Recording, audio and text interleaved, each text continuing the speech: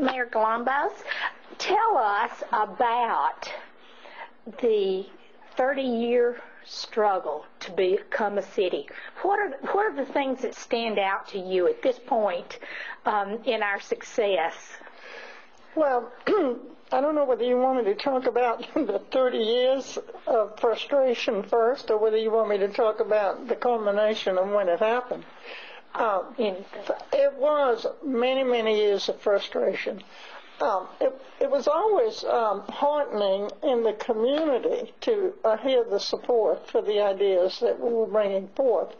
And the Committee for Sandy Springs kept growing and growing, and the mailing list just kept getting longer and longer, so that, I felt the support in the community, and that was very satisfying and made me feel that we needed to keep going. But then having us beat down every year in the legislature and getting nowhere. Now, I can't remember exactly which year it was, but one year Dorothy Felton came up with a new idea. Instead of doing local legislation, which is where we were always getting stymied, she said, well, let's do a general bill, which would have allowed us or any government in any area in Georgia to exercise the right of referendum if you meet certain criteria.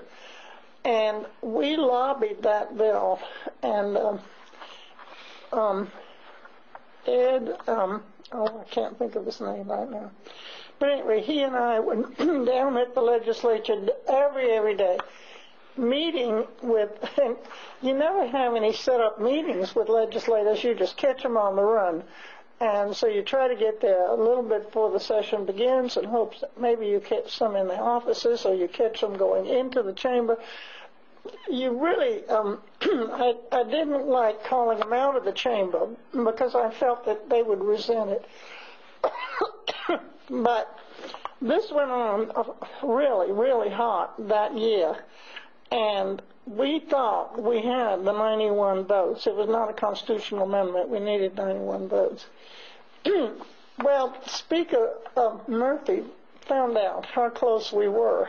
And he apparently, that it was a Monday morning, and they had committee chairman meet with the Speaker before the session.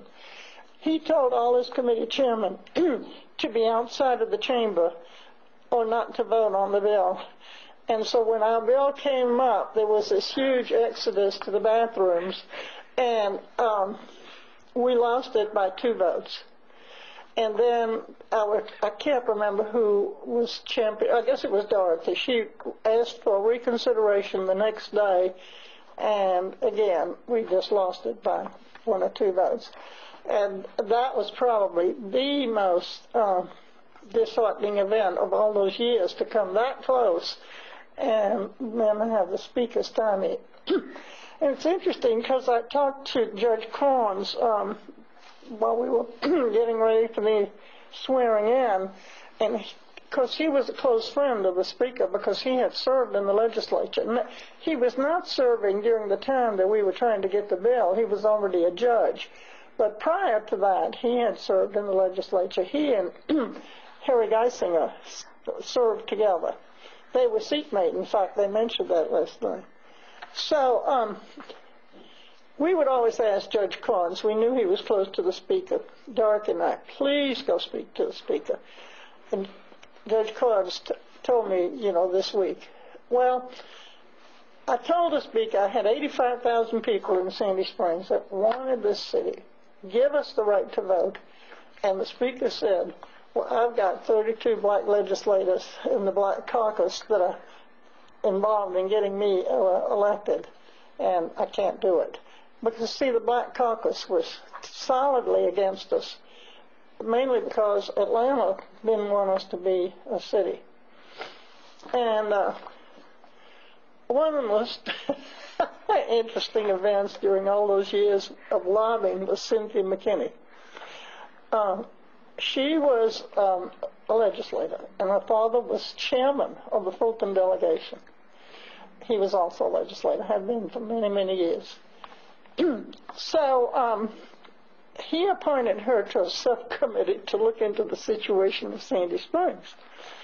So I wooed her, and I thought it was important for her to come out and see Sandy Springs. So we arranged for her to come to High Point School. And High Point School, of course, is highly integrated. So the morning she got there, the principal was somebody from Italian origin, Rosario, I remember his name. He had this little black girl that he was stroking on his lap.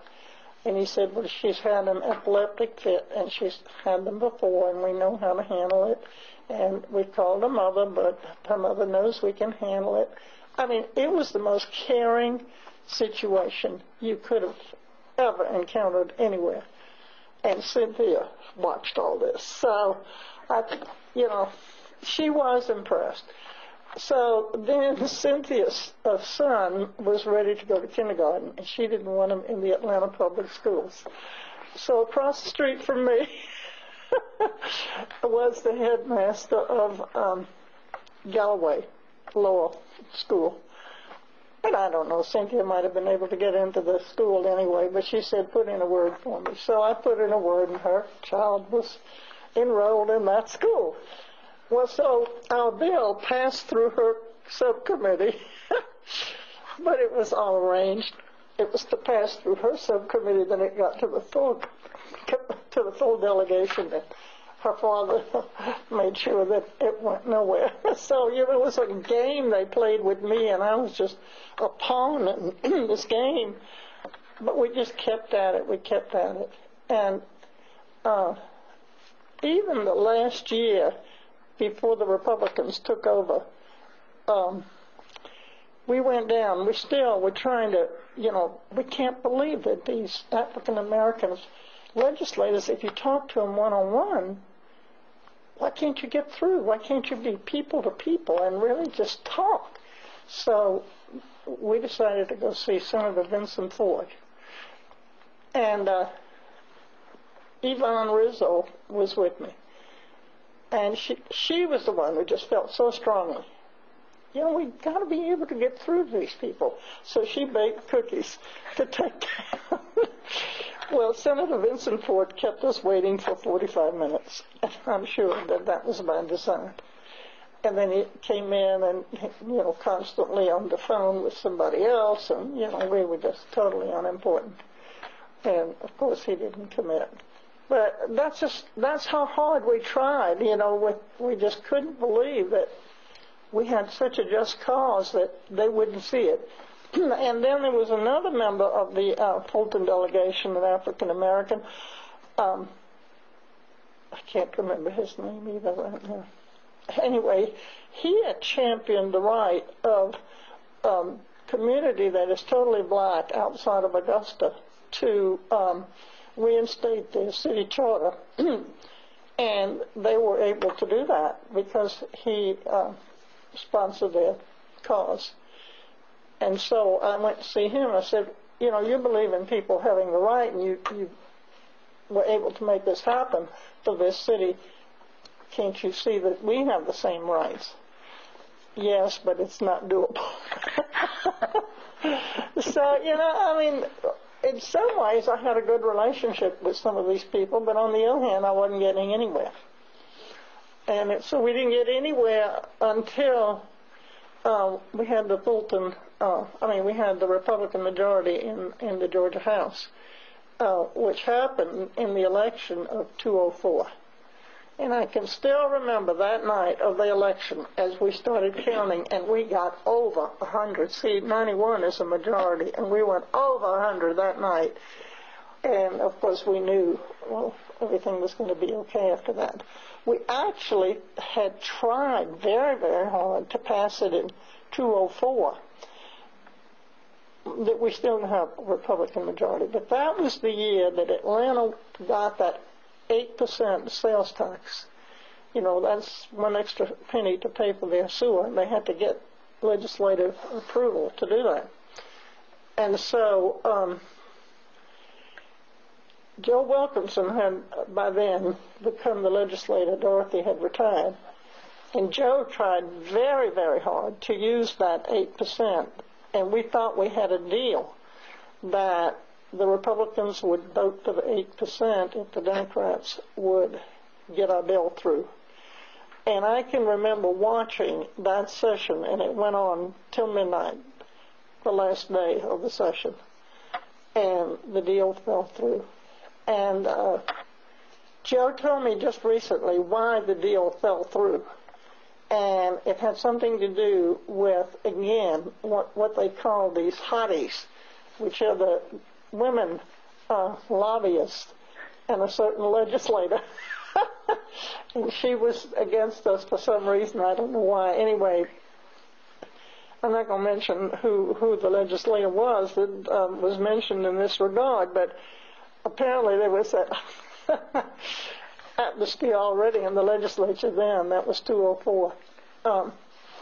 I did not observe the kind of things in the legislature that you're reading about now. I did not see a bunch of, what they call hotties now. I did not see that at all. And, of course, I always tried to be extremely ladylike about all my proceedings, so I don't think I was ever accused of that. And I had a very good friend who is deceased now, Connie Russell, who was really, really active with me. In fact, that's her picture over there with McCain in the middle, of me on one side.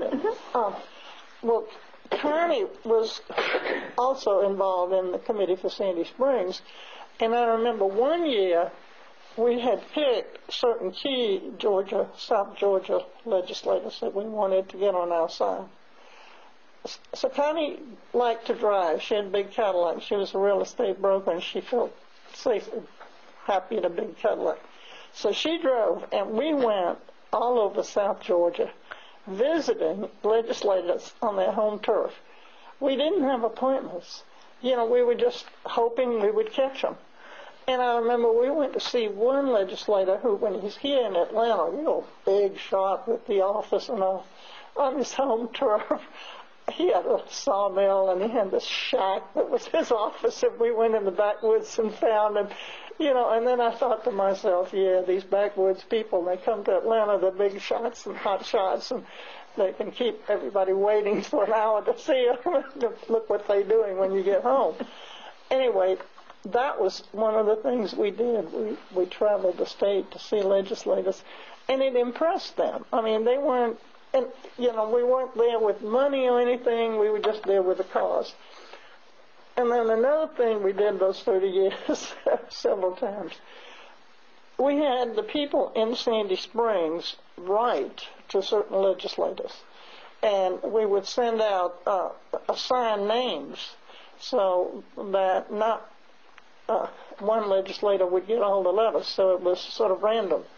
So we divided out the list, and this was before computers was, we were having to do all this kind of stuff by hand. And I can remember many a time, and TV and Gail were always involved and helpful. All of this stuff was done by hand. We had mailings in my dining room where the table was just covered with stuff, and collating and getting it ready and getting it. All of that. We never had a mailing service. And it wasn't until the last years that we really had the email system going, because it's very recent that you have these huge email lists. So by 204 and 205, yes, we did. And by then, we had somebody who was a very good expert who helped set this up, and we even paid her. That was the first time anybody ever got paid. Everything else was volunteer. We didn't even have expense reimbursement. Everything was volunteer. So that tells you something about the 30 years. Absolutely. Well, now, didn't you visit Representative Ford one time when he made... Vincent Ford, yes. And then sometime, not to me, but in some statement, he said, there will be a city of Sandy Springs when pigs fly. So that's why the office is so full of flying pigs.